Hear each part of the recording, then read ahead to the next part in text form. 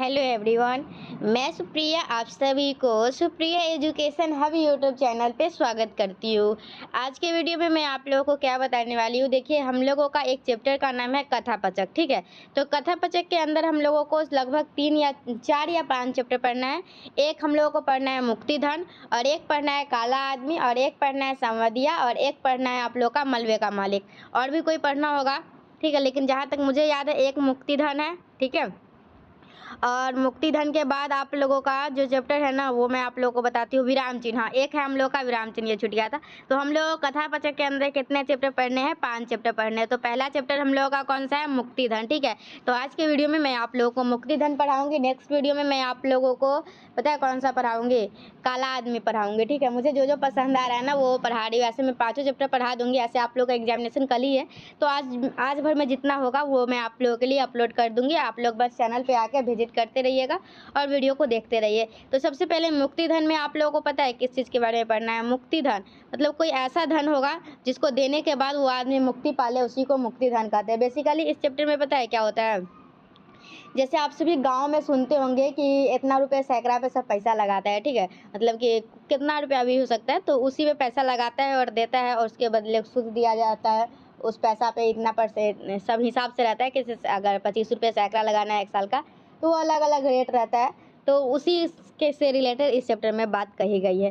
तो हम लोग पढ़ते हैं और अच्छे से समझते हैं कि क्या बोला गया। तो सबसे पहले मुक्तिधन के जो लेखक है, जिसने इस कहानी को लिखा है, उनका नाम क्या है? तो उनका नाम है मुंशी प्रेमचंद्र जी। ठीक है, तो हिंदी कहानी के क्षेत्र में मुंशी प्रेमचंद्र अपनी एक विशिष्ट पहचान रखते हैं। वे हिंदी कहानी के ऐसे सम्राट के रूप में ख्यात है जिनसे हिंदी कहानी को न केवल यथार्थ का धरातल मिला, अपितु उन्होंने हिंदी कहानी को निरुद्देश्यता से स्वदेशता की ओर मोड़ते हुए उसे नवीन विषय और नवीन भाषा शैली दी है। अतः उनसे हिंदी कहानी को नई दिशा मिली। ठीक है, तो मुंशी प्रेमचंद्र विरचित मुक्तिधन शीर्षक कहानी उनकी एक यथार्थवादी कहानी है। इसमें नैतिकता के धरातल पर व्यक्ति की परीक्षा के माध्यम से भावपक्ष का व्यक्तिगत स्वरूप उभरता हुआ दृष्टिगत होता है। यहाँ पात्रों के मनोभावों के साथ घटनाओं की सृष्टि स्वतः होती चली गई है। आर्थिक समस्या यहाँ भले ही मुख्य लगती है, पर कहानी का भाव पक्ष व्यक्तिगत नैतिकता के धरातल से गृहीत है। ठीक है, हम लोग आगे पढ़ेंगे। ये ऊपर थोड़ा सा आप लोगों को दिया था अजीब अजीब भाषा में भी। ठीक है, तो वो मज़ा भी नहीं आ रहा होगा। आप लोगों को आगे पढ़ाऊंगा ना तो इतना मस्त स्टोरी है ना, सुन के मज़ा आ जाएगा। भारतीय किसान की ऋणग्रस्तता सर्वविदित है। कहा जाता है कि यहाँ किसान ऋण में जन्म लेते हैं और ऋण में ही मर जाते हैं। ठीक है, यद्यपि ऋण मुक्त होने के लिए वे कम परिश्रम नहीं करते, तथापि वे ऋण के बोझ से दबे रहते हैं। मतलब आप लोगों को इस कहानी में पता है क्या बताया गया? कोई भी किसान है, उसका है ना जन्म से लेके वो मृत्यु तक वो ऋण में ही, मतलब कि ऋण लदा ही रहता है उन पे। वो कितना भी कमा के ऋण को चुका दे, लेकिन ऋण उनका सधता नहीं है। ऋण के बोझ से वो दबे ही रहते हैं, मरते मरते दम तक। कुछ ऐसी ही सच्चाई प्रस्तुत कहानी के पात्र रहमान के साथ जुड़ी है। तो इस कहानी में हम लोगों का कोई एक रहमान है, उनके बारे में यही बताया गया होगा कि वो ऋण लेते हैं, वो कितना भी सधाने की कोशिश करते हैं लेकिन सध वगैरह नहीं पाता है। तो हम लोग देखते हैं क्या है। तो सबसे पहले रहमान पचौली गांव का रहने वाला एक गरीब किसान है। तो रहमान कौन है? तो रहमान जो है वो एक गरीब किसान है। वो कहाँ रहता है? तो पचौली गांव में। ठीक है, तो रहमान पचौली गांव का रहने वाला एक गरीब किसान है जिसके पास अपनी ज़मीन भी नहीं है। ठीक है, रहमान जो है वो एक गरीब किसान है लेकिन उसके पास खुद की ज़मीन नहीं है। तो उसे खेती करने के लिए वो क्या करेगा? ज़मींदार से ज़मीन लेगा। तो उसे खेती करने के लिए ज़मींदार से कुछ ज़मीन मिली है जिसके एवज में उसे लगान भरना पड़ता है। तो ऐसे ही कोई अपना ज़मीन थोड़ी देगा खेती करने के लिए, उसके लिए तो उसको लगान भरना होगा। ठीक है, तो ज़मींदार द्वारा इस बार इजाफा लगान का दावा दायर करने के क्या है? जमींदार द्वारा इस बार इजाफा लगान का दावा दायर करने के कारण रहमान को अपनी गऊ बेचने के लिए विवश होना पड़ा। तो जो रहमान है ना, और उनको लगान तो भरना पड़ेगा, तो लगान भरने के लिए उसके पास पैसे नहीं थे। तो लगान भरने के लिए जब उनके पास पैसे नहीं थे तो उनको जो है वो अपना गाय बेचना पड़ा। ठीक है, तो उसके सामने यह समस्या है कि गौ किसी हिंदू के द्वारा ही ली जाए ताकि उसकी सेवा हो सके। तो वो जब उसको गाय बेचने की बात आई ना, तो वो क्या चाहता था? वो चाहता था कि मेरा गाय वही खरीदे जो इसको पाले पोसे, ना कि उसको जैसे होते हैं ना, अब मैं कुछ इसमें बोल नहीं सकती, मतलब कि कुछ ऐसे लोग होते हैं ना जो गाय का कुछ और करते हैं। ठीक है, तो वो उनको बस उनका ये मानना था कि गाय जो लेना वो क्या करे? उसको पाले पोसे, ना कि उसका कोई और यूज करे। इसलिए वो अपने गौ स्वयं के द्वारा लगाए गए दाम से 5 रुपए का नुकसान सहकर अपनी गौ महज 35 रुपए में ही लाला दाऊदयाल के हाथों बेचता है। तो वो है ना, नुकसान सह के वो अपना गाय जो है वो लाला दाऊदयाल को के हाथों बेचता है, क्योंकि लाला दाऊदयाल जो है ना, वो उस गाय को पालते हैं, ठीक है। जबकि उस गऊ का दाम एक अन्य ग्राहक ने 40 रुपए लगाया था, पर उसे कसाई जानकर अपने गऊ उसे नहीं दी, ठीक है। तो मतलब आप लोग क्या समझ में आया? पहले मेरी बात सुनिए। देखिए, इस कहानी में जो एक किसान के बारे में बात किया गया, जो किसान का नाम है क्या है? रहमान। वो किस गाँव का है? पचौली गाँव का। तो वो है ना, वो बहुत ही गरीब किसान है और उसके पास जो है ना, वो अपना खुद का ज़मीन नहीं है खेती करने के लिए। तो वो ज़मींदार से जो है वो खेती करने के लिए ज़मीन लेता है, तो उसके बदले उनको लगान भरना पड़ता है। लेकिन इस बार जो है ना, उनका खेती अच्छा नहीं हुआ, जिस वजह से वो लगान चुकाने के लिए सक्षम नहीं है। लेकिन लगान तो चुकाना पड़ेगा, तो क्या करते हैं, वो अपना गाय को बेचने की सोचते हैं। जब गाय बेचने का सोचते हैं तो वो सोचते हैं मैं कोई अच्छे, मतलब कि कोई हिंदू को दूंगा ताकि वो इसको पाले पोसे, ठीक है, क्योंकि वो बहुत ही प्यार से अपने गाय को पाले रहते हैं। वो बस इतना वो चाहते हैं कि कसाई के हाथों ये गाय न जाए। तो एक कसाई आता है ना, जब बेचने की बारी आती है तो ग्राहक भी आएगा। तो जब ग्राहक आता है तो वो उस गाय का दाम 40 रुपए लगाता है। लेकिन ये 40 रुपए देने में भी उसको देने से मना करते हैं, क्योंकि उनको पता रहता है कि ये जो है वो क्या है, कसाई है। तो फिर वो लाला दयाल को गाय देने का सोचते हैं और लाला दयाल को वो 35 रुपए में ही गाय दे देते हैं, ठीक है। 5 रुपया घाटा सह कर दे देते हैं। रहमान 35 रुपए पाकर जमींदार से छुटकारा तो पा लेता है, और रहमान को 35 रुपया मिल गया गाय बेचने का, तो वो जमींदार को पैसा दे देता है और उससे वो जो है वो छुटकारा पा लेता है। पर अपनी बूढ़ी माता को हज कराने के उद्देश्य से ऊख पर उधार लेने के लिए लाला जी के पास पहुंचने के लिए विवश होना पड़ता है। फिर जो है ना, रहमान को इच्छा है कि वो अपनी माता जी को है ना हज पे यात्रा करवाए। तो हज पे यात्रा करवाए तो उसके लिए पैसा चाहिए। तो पैसा चाहिए तो फिर जाना होगा कहीं से लाने के लिए। तो अगर अगर कोई भी आदमी किसी को पैसा देगा तो ऐसे ही तो देगा नहीं, पैसा तो दे देगा, लेकिन फिर उसका सूद भी लेता है, आप सभी को पता होगा, ठीक है। तो वो लाला दाऊदयाल के पास जाते हैं, तो उसे लाला जी से 200 रुपए के बदले लिखाई आदि काटकर 180 रुपए प्राप्त हो जाते हैं, ठीक है। तो क्या होता है कि जब हज के लिए पैसा मांगने जाते हैं किसके पास? लाला दाऊदयाल के पास। तो उनको 200 रुपया लेते हैं, तो कुछ लिखाई वगैरह काट उठ के 180 रुपया उनको मिल जाता है। तो मियाद पूरी होने पर लाला जी का जब तकादा होता है, तब रहमान की माँ बीमार होती है। तो जब देखिए, जब कोई भी पैसा लेगा तो टाइम दे के लेता है ना, कि हाँ इतने सालों के लिए लेंगे। तो जब साल पूरा हो जाता है तो फिर वो लाला जी जाते हैं अपना पैसा मांगने के लिए, मेरा पैसा दो। लेकिन जब जिस टाइम वो जाते हैं ना, तो उनकी माँ जो है ना, वो क्या होती है, बीमार होती है। तब रहमान की माँ बीमार होती है, जिसकी दवा दारू पर लगातार होते खर्च के कारण रुपए अदा नहीं हो पाते हैं, ठीक है। किंतु रहमान की आरजू विनती सुनकर लाला जी मियाद की अवधि साल भर के लिए बढ़ा देते हैं। रहमान अपने घर आकर देखता है कि उसकी माँ का अंतिम समय आ पहुंचा है। वह अपने बेटे रहमान को आशीर्वाद देकर सदा सदा के लिए परलोक सिधार जाती है। अब दफन कफन का प्रबंध करना था, घर में एक पैसा नहीं था। बहुत सोचने विचारने के बाद वह पुनः लाला जी के पास पहुंचा। तो लाला दाऊदयाल पता है आप लोगों को कौन है? वही जो गाँव में सेठ नहीं होते हैं, जो सबको देते हैं पैसा सूद पे, वही है लाला दाऊदयाल, ठीक है।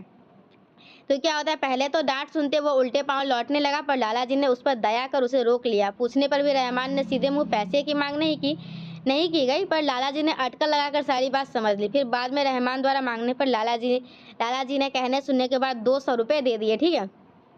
रहमान ने काफ़ी परिश्रम कर ऊख की खेती की, जिसे देखकर उसे ऋण मुक्त होने की पूरी आशा थी।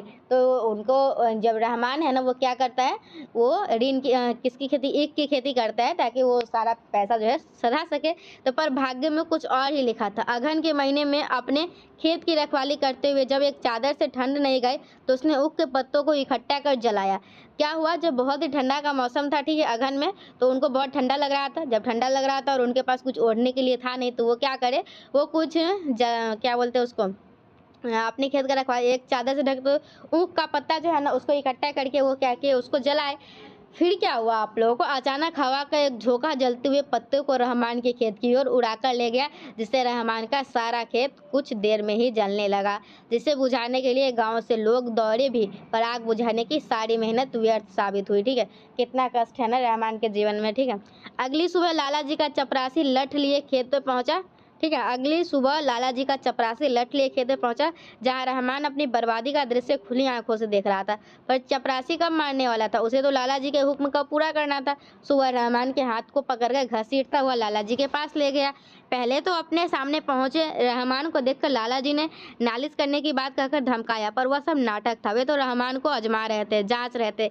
लाला जी द्वारा ली जाने वाली परीक्षा में रहमान को खरा उतरा पाया गया। लाला जी के अंत में स्पष्टता कहा कि तुमने भले ही जानकर मेरे ऊपर कोई एहसान न किया हो, पर असल में वह मेरे धर्म पर एहसान था। मैंने भी तुम्हें धर्म के काम के लिए ही रुपए दिए थे।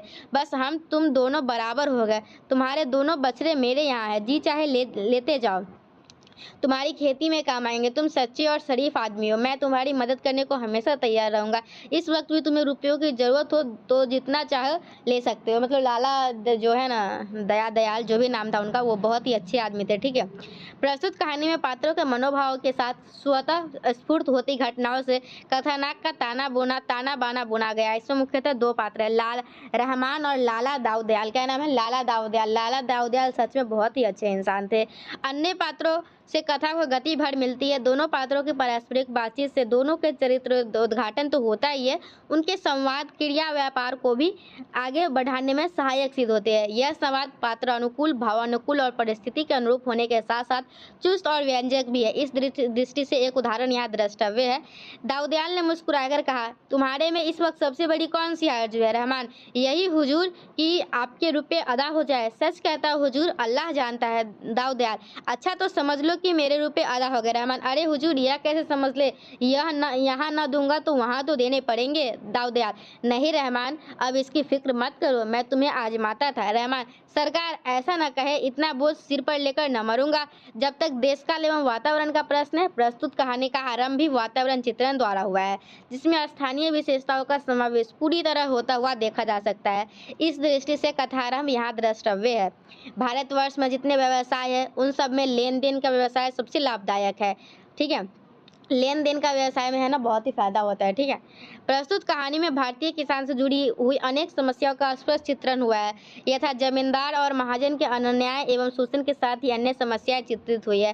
प्रस्तुत कथा अंतर्गत कथाकार का उद्देश्य नैतिकता के धरातल पर व्यक्ति की परीक्षा के माध्यम से प्रेम की अलग कोटि का निरूपण करना है। प्रस्तुत कहानी का शीर्षक मुक्तिधन छोटा, आकर्षक, सारगर्भित और कौतूहल वर्धक होने के कारण उपयुक्त और सार्थक है।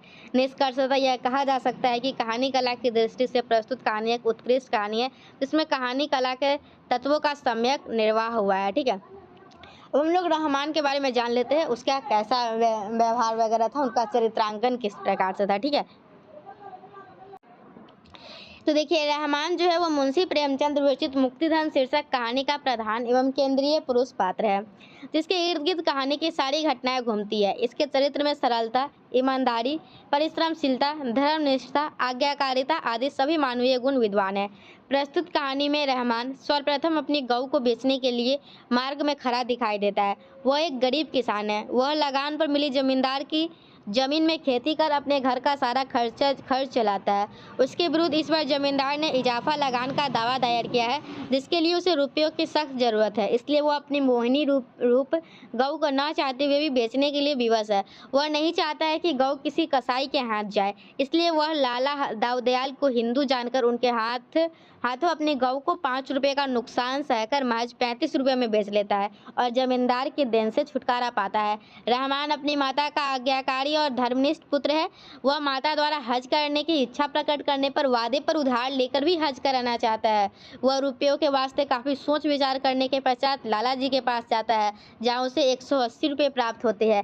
हज से लौटने के उपरांत दुर्भाग्य से बीमार माँ अपने पुत्र रहमान से सेवा कराती हुई आशीर्वाद देकर परलोक सिधार जाती है। लाला जी का पिछला बकाया अदा तो होता नहीं है। दोबारा रहमान को दफन कफन का प्रबंध करने के लिए लाला जी से रुपये लेने के लिए विवश होना पड़ता है। इतना ही नहीं, जब काफ़ी परिश्रम कर ऊख की खेती कर कर्ज मुक्त होने के लिए आश्वांतित होता है तो उसका सारा खेत जलकर राख हो जाता है। वह लाला जी के चपरासी के द्वारा खींच कर ले जाया जाता है, किंतु नैतिकता के धरातल पर की जा रही परीक्षा में रहमान को खरा उतरता हुआ पाकर लाला जी उसे ऋण मुक्त कर देते हैं।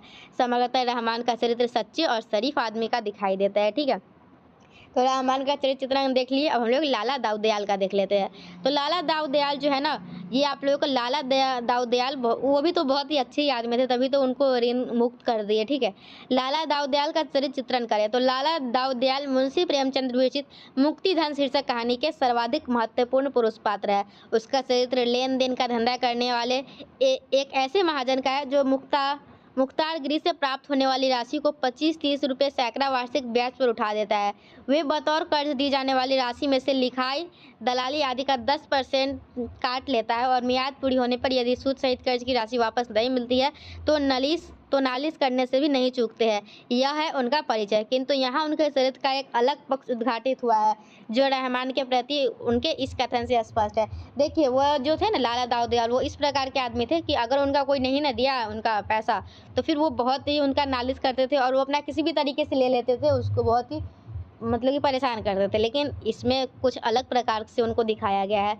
जब तुम इतने गरीब और नादान होकर एक गऊ की जान के लिए 5 रुपये का नुकसान उठा सकते हो, तो मैं तुम्हारी सौगुनी हैसियत रखकर अगर 400-500 रुपये माफ़ कर देता हूँ तो कोई बड़ा काम नहीं कर रहा हूँ। तुमने भले ही जानकर मेरे ऊपर कोई एहसान न किया हो, पर असल में वह मेरे धर्म पर एहसान था।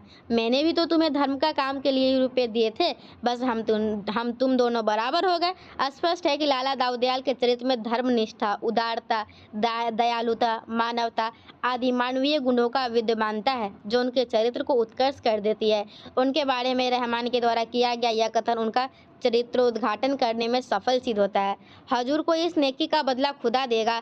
मैं तो आज से अपने को आपका गुलाम ही समझूंगा। समग्रतः लाला दाऊदयाल का चरित्र शोषक महाजन के प्रतिकूल है। मैं एक दयालु, धर्मनिष्ठ, उदार और सबसे बढ़कर एक भले इंसान है। ठीक है, तो मैं आप लोगों को अभी क्या पढ़ाई हूँ और मैं अभी मुक्तिधन से रिलेटेड जो भी कहानी था आप लोगों को अच्छे समझ में आ गया होगा। इसमें 2 पात्र है, रहमान है और लाला दाऊदयाल है।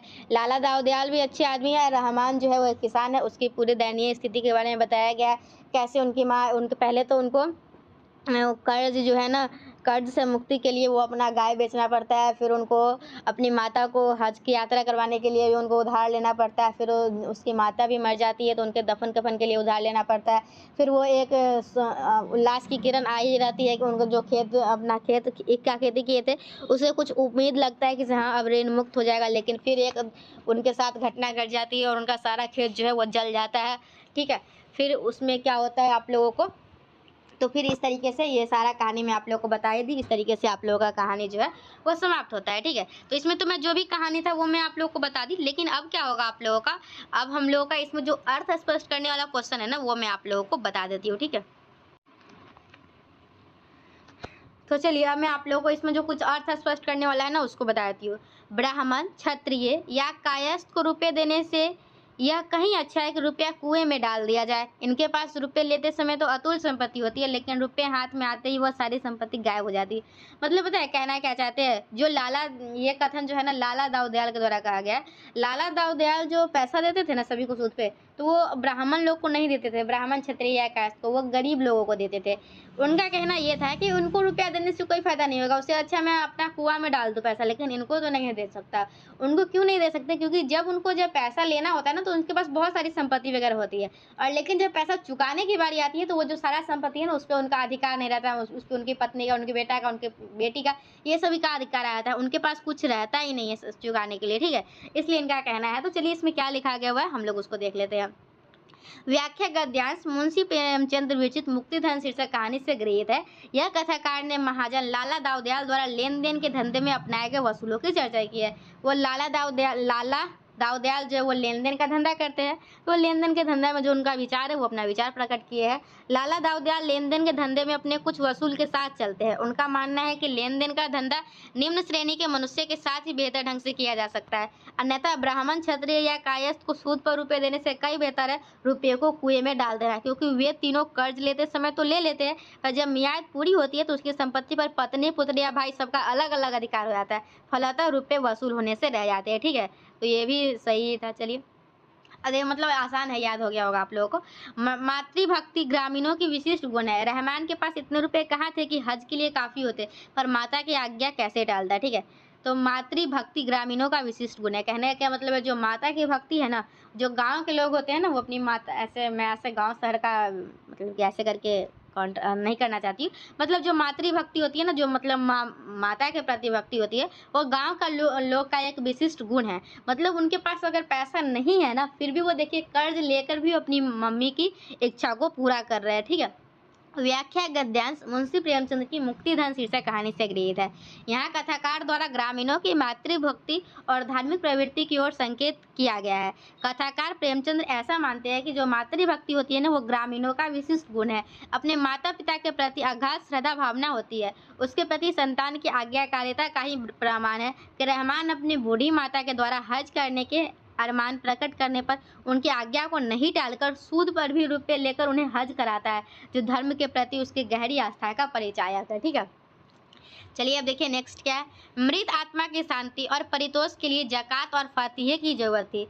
कब बनवानी जरूरी थी? बिरादरी का खाना, गरीबों का खैरात, कुरान की तलावत और ऐसे कितने ही संस्कार करने पर आवश्यक थे। व्याख्या गद्यांश कथाकार मुंशी प्रेमचंद की मुक्तिधन शीर्षक कहानी से गृहीत है। यहाँ कथाकार ने मृत आत्मा की शांति के लिए किए जाने वाले कर्म की ओर संकेत किया है। मृत आत्मा की शक्ति के लिए किए जाने वाले कर्म सामाजिकता का निर्वाह करने के ख्याल से जकात और फतीहे, कब्र, बिरादरी का खाना, गरीबों का खैरात, कुरान की तिलावत और ऐसे कितने संस्कार अनिवार्य रूप से करने पड़ते हैं। ठीक है, फिर नेक्स्ट क्या, मातृ सेवा का इसके सिवा अब और कौन सा अवसर हाथ आ सकता था? माता के प्रति समस्त सांसारिक और धार्मिक कर्तव्यों का अंत हो रहा था, फिर तो माता की स्मृति मात्र रह जाएगी संकट के समय फरियाद सुनाने के लिए। व्याख्या गद्यांश मुंशी प्रेमचंद की मुक्तिधन शीर्षक कहानी से गृहीत है। यहाँ कथाकार द्वारा ग्रामीणों की मातृभावना और मातृ सेवा के प्रति आस्था की को अभिव्यक्ति दी गई है। भारतीय ग्रामीणों में अपनी माँ के प्रति अगाध श्रद्धा भावना होती है। वे मातृ सेवा को सर्वोपरि मानते हैं, तभी तो वे अपनी माँ की सेवा को अपना परम धर्म मानकर ही उनके मरने के बाद भी सामाजिक दृष्टि से परमावश्यक माने जाने वाले संस्कार को उधार लेकर ही पूरा करते हैं। ऐसा करके अपनी माँ के ऋण से उऋण होने का सोचते हैं। रो न, रोने से क्या फायदा, सब्र करो, ईश्वर को जो मंजूर था वह हुआ। ऐसी मौत पर गम न करना चाहिए, तुम्हारे हाथों उनकी मिट्टी ठिकाने लग गई है, अब और क्या चाहिए। व्याख्या गद्यांश मुंशी प्रेमचंद की मुक्तिधन शीर्षक कहानी से गृहीत है। यहाँ महाजन लाला दाऊदयाल द्वारा रहमान को संतावना दिया गया है। ठीक है, रहमान परलोक सिधार चुकी अपनी मां के दफन कफन के प्रबंध हेतु रुपये को गरज से लाला जी के पास पहुंचता है।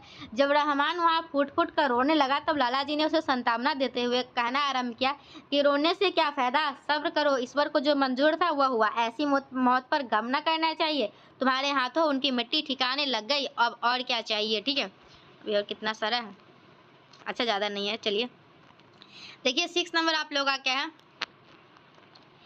खेती की हालत अनाथ बालक की सी है। जल और वायु अनुकूल हुए तो अनाज के ढेर लग गए, इनकी कृपा न हुई तो लहलहाते हुए खेत कपटी मित्र की भांति दगा दे गए। ओला और पाला, सूखा और बाढ़, टिड्डी और लाही, दीमक और आंधी से प्राण बचे तो फसल खलिहान में आई, और खलिहान में आग और बिजली दोनों ही का बैर है। इतने दुश्मनों से बची तो फसल नहीं तो फैसला। व्याख्या गद्यांश मुंशी प्रेमचंद की मुक्तिधन शीर्षक कहानी के अंतर्गत है।